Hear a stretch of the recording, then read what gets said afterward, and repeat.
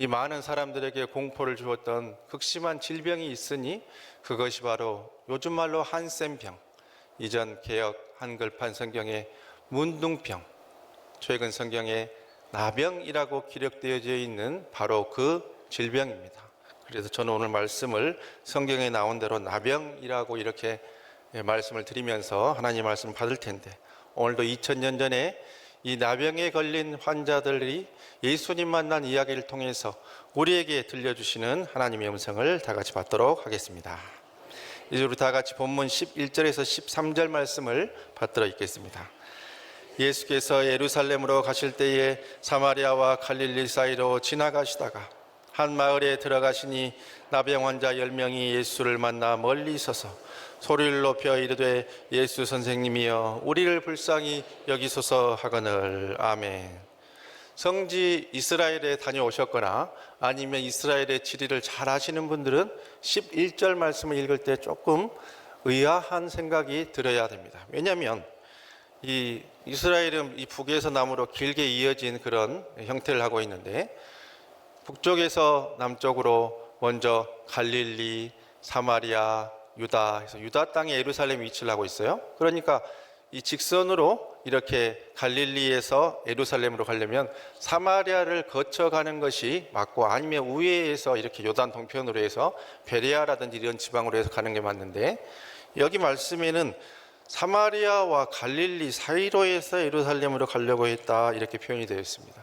이것은 지리학적으로는 이해가 되지 않는 그런 표현인데, 왜 누가가 이런 표현을 썼는가 하는 것에 대한 의문을 가지고 우리가 오늘 말씀을 받으시면 나중에 이제 이해가 되실 겁니다.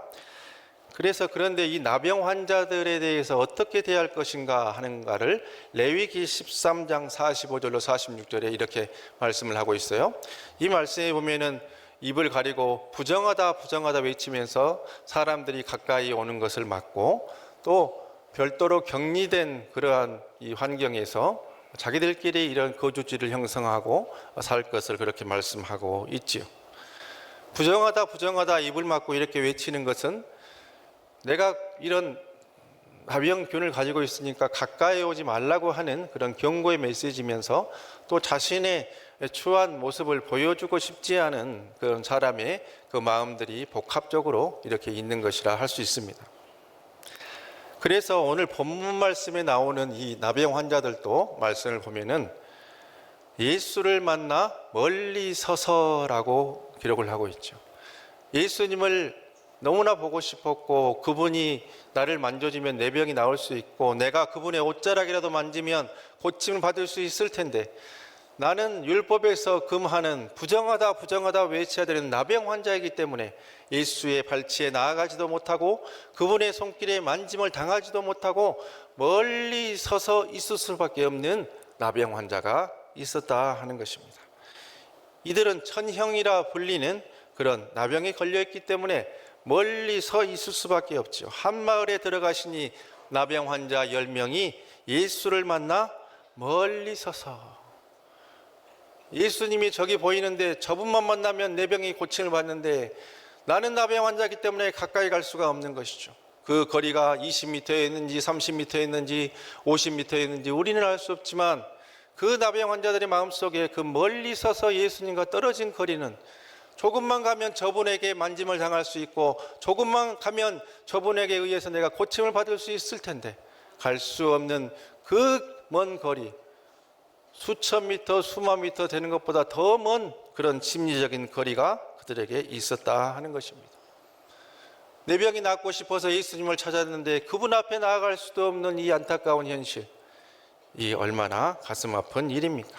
이처럼 이 나병은 우리 근대사에서도 이렇게 참 가슴 아픈 병으로 그 흔적을 남기고 있습니다. 1910년도 전라도 고흥 앞바다에 있는 소록도, 그 아름다운 섬을 일제가 이제 강제로 나병 환자들을 수용하는 그런 시설로 그렇게 지정을 했지요. 그래서 전국의 나환자들이 이제 강제적으로 그곳으로 모여들어서 이렇게 수용을 당하는 그런 일이 있었습니다. 이 소록도에 가면 3번의 죽음이 있다 하는 그런 말이 전해져 옵니다. 첫 번째 죽음은 자신의 가정과 사회로부터 완전히 격리되어서 이 소록도로 와야만 하는 사회적 죽음이 첫 번째 죽음이고, 두 번째는 이 나병 환자가 어떻게 몸속의 장기들이 변화되고 또 혈관이 파괴되고 어떻게 죽음을 맞이하게 되었는가 하는 것을 또 의학적 근거를 남기기 위해서 죽으면 꼭 거쳐야 되는 그런 해부실에 들어가서 몸이 다 찢어발개지는 그런 참혹한 2차적인 죽음을 당하게 되니 그것이 두 번째 죽음이고, 세 번째는 또 이 병균이 퍼질 수 있다 해가지고 매장은 완전히 금하고 그 시신을 다 불태워서 화장해서 소록도에는 무덤이 없다 하는 말이 전해져 오는 이 세 번째 그런 죽음이 바로 있었다 하는 것입니다. 이들이 멀리 서서 있기 때문에 예수님께 자신들의 존재를 알리기 위해서는 어떻게 해야 될까요? 당연히 큰 소리로 말을 해야 되지 않겠습니까? 그러니까 성경은 또 그 모습을 이렇게 기록하고 있죠. 소리를 높여 이르되 예수 선생님이여 우리를 불쌍히 여기소서. 왜냐하면 소리를 안 지르면 예수님이 모르고 스쳐갈 수 있기 때문에 소리를 높여 이르되 예수 선생님이여 우리를 불쌍히 여기소서. 우리를 좀 봐주세요 예수님. 우리를 좀 살려주셔요. 우리를 좀 고쳐주셔요 하면서 소리를 높여서 말했다는 것입니다. 예수 선생님이여 우리를 불쌍히 여기소서. 삶의 질고와 문제와 위기의 상황에서 우리는 어떤 체면이나 남의 모욕이나 질시가 있다 그래서 남의 눈치라 보면서 주님 앞에 나아가는 것을 두려워하지 마십시오. 그분을 만나야 무슨 문제가 해결될 거 아니겠습니까? 적어도 이 나병 환자들은 그런 믿음은 있었습니다. 마을 사람들의 돌팔매질을 당할 수도 있고 마을 사람들의 멸시와 천대를 당할 수 있는 상황이 명약환화하고 눈에 보이는 일이지만 그 모든 상황을 내려놓고 주님 앞에 나아가서 큰 소리로 멀리 서서라도 외치는 소리, 예수 선생님이여 나를 불쌍히 여기소서. 주 앞에 나갈 때는 담대함으로 나가십시오. 그분을 붙들 때는 세상의 체면 다 내려놓으십시오. 눈물이 날 때는 우십시오. 사람들 눈치 보고 있다가 주님이 휙 지나가 버리면 어떡할 겁니까? 그분 앞에 나갈 때는 담대함으로 나가서 주여 나를 불쌍히 여기소서 담대히 외칠 때에 주님께서 나의 문제를 풀어주시고 나의 삶의 상황 속으로 들어오셔서 나를 만져주시는 귀한 역사 있게 될 것으로 믿습니다. 이제 우리 다 같이 14절 말씀 받들어 읽습니다. 보시고 이르시되 가서 제사장들에게 너희 몸을 보이라 하셨더니 그들이 가다가 깨끗함을 받은지라. 아멘. 예수님께서 10명의 나환자의 소리를 들으시고 그들을 보셨다고 말씀은 기록하고 있습니다. 보시고 이르시되, 그렇습니다. 예수님이 우리의 형편과 상황을 보도록 만들어야 됩니다. 그분이 우리를 보도록 주의를 집중시켜야 하는 것이죠. 그분이 우리의 눈물을 보시고 우리의 아픔을 보시고 우리의 상황을 보시고 우리의 눈물에 애통하는 소리를 들으시고 주님이 우리를 보시는 그 순간에 역사가 시작되는데, 말씀 가운데 보시고 이르시되, 그냥 지나치지 않으시고 말씀으로 뭔가 해결책을 주신다는 것이죠. 우리의 삶 가운데 하나님께서, 주님께서 역사해 주셔서 우리의 기도를 들으시고 간구를 들으시고 우리의 상황을 볼 수 있도록 만드실 수 있기를 간절히 바랍니다. 주님이 우리에게 일러주시는 그 음성을 받아야 되는데 그 말씀이 참 특이하죠. 10명의 나환자가 받았던 말씀은 참으로 독특합니다. 가서 제사장에게 너희 몸을 보이라. 이왕이면은 아이고 이리로 가까이 와라 이 불쌍한 것들아, 세상 사람들은 너희를 냉대하고 천시하지 나는 그들과 다르다, 얼마나 고생이 많았느냐 하면서 이렇게 저렇게 만져주니까 눈물이 나면서 자 이제 내가 너희들의 병을 다 고쳐주마, 너희가 깨끗함을 받았느니라 할렐루야 하면은 얼마나 좋았겠습니까마는 그런 일은 일어나지 않았습니다. 그런 일은 일어나지 않았어요. 그냥 네 병이 나을 것이라든지 깨끗함을 받을 것이라든지 깨끗함을 받았다라든지 그런 말씀 하나도 없이 가서 제사장에게 내 몸을 보이라 이렇게만 말씀하셨어요. 그 10명의 나병 환자는 이해할 수가 없었을 것입니다. 아니 병을 언제 낫는다든지 가다가 낫게 된다든지 아니면 지금 나았다든지 뭔가 이런 병에 대한 말씀이 있어야지 다짜고짜 제사장에 가서 몸을 보이라니. 제사장에게 가는 것도 마을을 뚫고 지나가야 되니까 보통 일이 아니고, 가다가 돌팔매질을 당할 수도 있고, 또 제사장을 만나러 간들 내가 나병 환자인데 쉽게 만날 수 없을 것이고, 오히려 지금 먼 발치에 서서 사람들을 피해당했던 그 상황이 더 이렇게 악화될 수 있는 그러한 상황이었지 않겠습니까? 그 상황에서 예수님께서 제사장에게 가서 몸을 보이라니 이해할 수가 없었겠죠. 자신들의 몸을 그들은 돌아보았을 것입니다. 그래서 그 문드러진 코는 그대로 있고, 잘라진 손가락도 그대로 있고, 피고름도 그대로 있고, 나를 따라다니는 파리들도 그대로 있고, 잘려진 발목도 그대로 있는 이 안타까운 상황은 예수님이 제사장에게 가라고 했을 때나 또 그 전이나 아무런 변함이 없는 그 상황에서 하나 둘씩 이렇게 터벅터벅 걸어가기 시작하죠. 제사장을 향해서 가는 겁니다. 그 예수님의 말씀이 뭐 확신이 있거나 병이 낫는다거나 하는 어떤 그런 메시지 하나도 없었지만, 그냥 예수님이 시키니까 믿자 본전이라는 생각으로 그들은 제사장을 향해서 나아가고 있는 것이죠. 마치 지난주에 우리가 받았던 말씀, 가나의 혼인잔치에서 예수님의 말씀에 이해할 수 없었던 하인들도 이렇게 물을 가져다가 아구까지 물을 채우니까 물이 포도주로 변화됐던 그 놀라운 역사가 나타났던 것처럼, 그들은 제사장에 가서 너희 몸을 보이라는 예수님의 말씀에 그냥 묵묵히 순종하고, 아무런 토달지 않고 순종하고, 무조건 순종하고 그냥 걸어가고 있었습니다. 그냥 걸어가고 있었어요. 그런데 그 상황에서 갑자기 가는 그 중에 몸에 진물과 고름이 멈추기 시작합니다. 없어졌던 손가락들이 생겨나기 시작합니다. 갑자기 지팡이가 필요 없게 발이 돋아나기 시작합니다. 새살이 돋기 시작합니다. 자기 모습을 보면서 손가락이 생겼어. 없던 발이 생겼어. 끊어졌던 발이 생겼어. 그러면서 소리 지르는데, 또 내가 이 사람을 보니까 코가 없던 애 코가 붙어 있고, 귀가 없던 애가 귀가 생겨 있고, 발이 없던 애가 발이 생겨 있고, 얼굴이 애기 피부처럼 변해져 있는 것을 보게 됩니다. 아, 너도 나왔구나. 서로 껴안고 얼싸안고 탄성을 지르기 시작합니다. 얼마나 아름다운 모습입니까? 그런데 성경은 언제 이들이 병이 나았느냐 하는 그 시점에 대해서 이렇게 기록을 하지요. 그들이 가다가 깨끗함을 받은지라. 그들이 가다가 깨끗함을 받은지라. 예수님은 니들이 가는 도중에 병이 나을 것이라든지, 제사장을 만나면 병이 나을 것이라든지 어떤 말씀도 해주시지 않았습니다. 그들은 이해할 수 없었지요.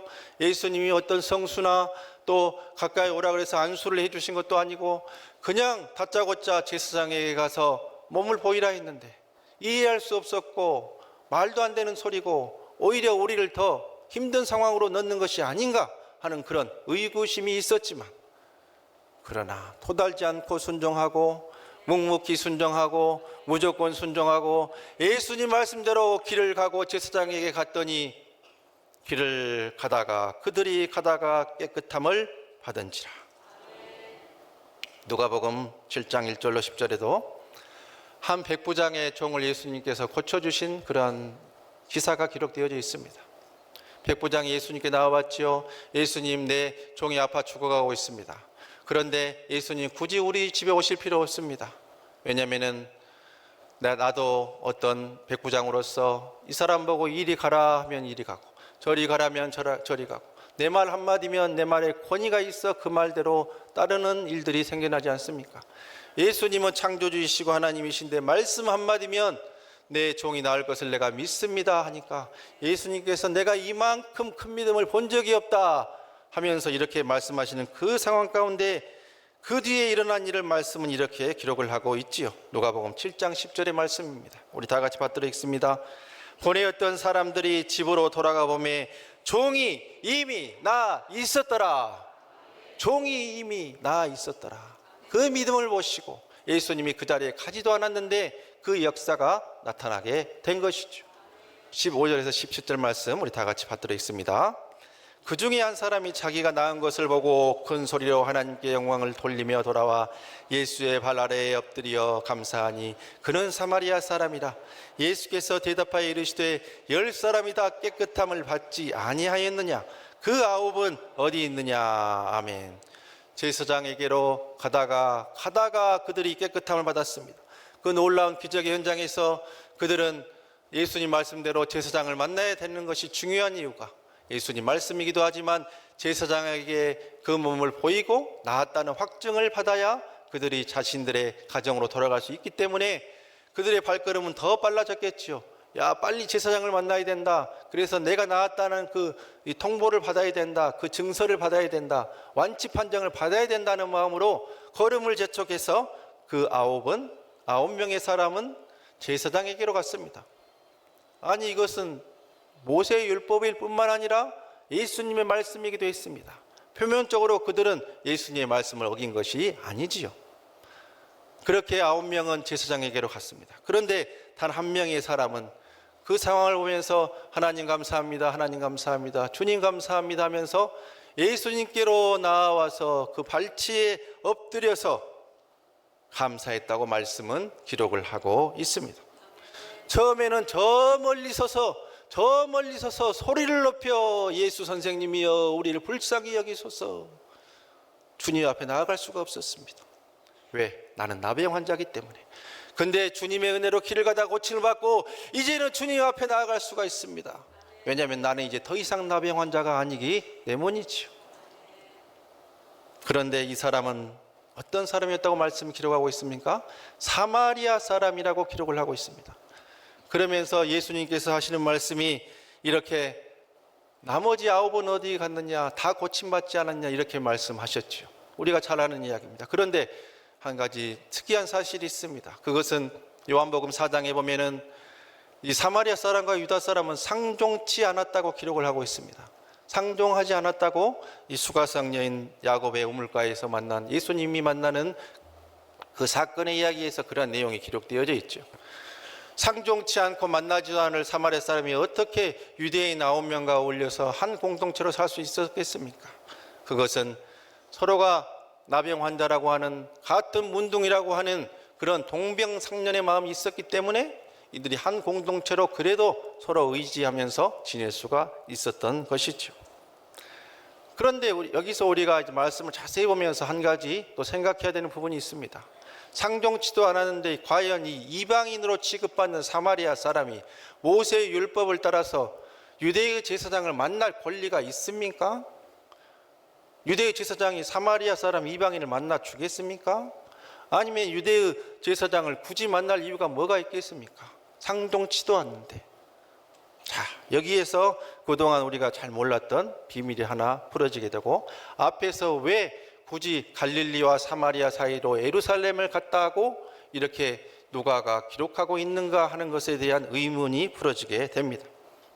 자, 내가 나병 환자이기 때문에 그들의 공동체에 들어갈 수가 있었어요. 유대 사람과 상종치 않은데 나병 환자이기 때문에 어울릴 수가 있었어요. 거기에 어울려 있어서 그나마 서로 위로받고 살았는데, 이제는 병이 치료받으면서 이 사람은 사회에서는 외톨이였으나 나병 환자들 공동체에서는 이동이 될 수가 있었는데, 병이 나음으로 말미암아 그 공동체에서는 또다시 외톨이가 된 것이죠. 갈 데가 없게 된 것입니다. 그는 제사장에게 갈 수도 없고 유대 사람들과 더 이상 어울릴 수가 없습니다. 왜? 나는 이방인이며 사마리아 사람이기 때문이죠. 갈 데 없고 눈물 나고 외로운 상황, 이 사마리아 나병 환자는 어디로 갈 수 있겠습니까? 제사장에게 갈 수 없어요. 딱 한 곳, 외롭고 눈물 나고 갈 데 없을 때 갈 수 있는 곳, 주님 앞으로, 주님 앞으로, 예수님 앞으로. 그래서 이 사마리아인 환자가 치유받고 9명은 제사장에게로 왔는데, 왜? 그들은 당당합니다. 유대인이기 때문에. 사마리아 사람요? 가도 환영을 받을지 의문이고, 상종치 않는 그 사람에게 내가 굳이 이 율법을 따라야 하는 것도 의문입니다. 갈 수가 없는 것이죠. 합법적인 권리가 없습니다. 갈 데가 없을 때 우리의 인생이 아무도 나를 인정해 주지 않고 내가 외톨이가 되었을 때 우리가 나아갈 수 있는 곳, 주님 발치 앞임을 꼭 기억하실 수 있기를 바랍니다. 그분 앞에 가서 무릎 꿇을 수 있습니다. 그분은 우리를 만나 주십니다. 세상이 다 우리를 버려도, 심지어 문둥이 공동체에서 내가 딸을 당하고 내가 버림을 받아도 주님 앞에는 나갈 수가 있습니다. 그렇기 때문에 이 사마리아 나병 환자는 주님 앞에 나와왔고, 예수님께서는 나머지 사람은 어디 갔느냐, 나머지 9은 어디 갔느냐 하면서 자신에게 감사하지 않는 그들을 책망하였습니다. 그러면서 여기에서 누가가 또 이런 구도를 쓴 것은 또 깊은 영적인 의미가 있죠. 유대인들로부터 배척받고 이렇게 버림당하게 돼서 십자가를 지게 될 예수 그리스도의 모습과, 오히려 여인들과 이방인들로부터 환영받게 되는 약한 자들로부터 환영받게 될 주님의 모습을 대조적으로 누가는 기록하고 있습니다. 이렇게 감사로 주님께 나아갔던 이 사마리아 전 나병 환자는 기적의 치유에 의해서 이어서 감사하게 되자 더 큰 은혜를 경험하게 됩니다. 19절의 말씀입니다. 우리 다 같이 합독하겠습니다. 그에게 이르시되 일어나 가라, 내 믿음이 너를 구원하였느니라 하시더라. 아멘.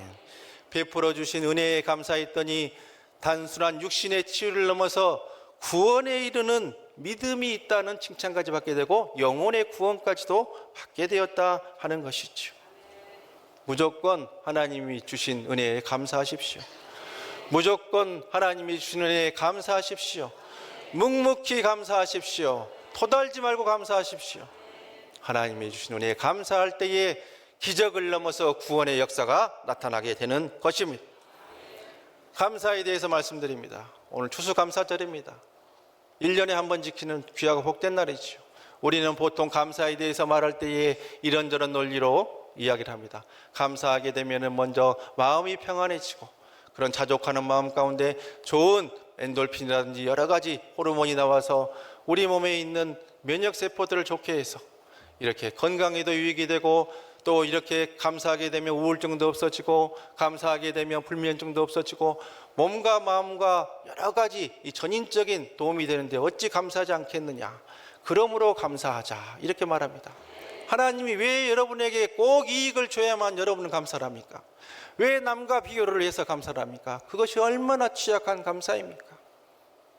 그런 감사요? 그거라도 안 하는 것보다 낫지만, 그러나 이제는 이기적 감사, 상대적 감사 넘어서서 절대적 감사로, 절대 감사로 하나님이 주신 모든 것에 대해서 감사하시는 2023년 추수감사절 홈커밍 데이가 되시기를 주님의 이름으로 간절히 축원합니다. 시편 136편 26절의 모든 구절이 감사하라와 그 인자하심이 영원함이로다 하는 말로 이렇게 끝나게 되는 감사의 시편입니다. 다 읽으면 좋겠지만 우리가 시간 관계상 마지막 4절을 합독하고 말씀 마무리합니다. 23절로 26절 시편 136편 말씀입니다. 다 같이 큰 목소리로 우리 다 같이 이 말씀 합독합니다. 우리를 비천한 가운데서도 기억해 주신 이에게 감사하라. 그 인자하심이 영원함이로다. 우리를 우리의 대적에게서 건지신 이에게 감사하라. 그 인자하심이 영원함이로다. 모든 육체에게 먹을 것을 주신 이에게 감사하라. 그 인자하심이 영원함이로다. 하늘의 하나님께 감사하라. 그 인자하심이 영원함이로다. 이기적 감사, 상대 감사 넘어서서 절대 감사, 주신 것 그대로 감사, 하나님의 은혜에 완전히 절대 감사해서 나의 삶의 감사의 차원을 넓혀서 작은 것에도 감사하시고, 주신 것에도 감사하시고, 주실 것으로 인해서 감사해서 더 큰 감사의 제목들 차고 넘치시는 귀한 2부 예배에 참여하시는 하나님의 백성들 다 되시기를 주님의 이름으로 간절히 축원합니다.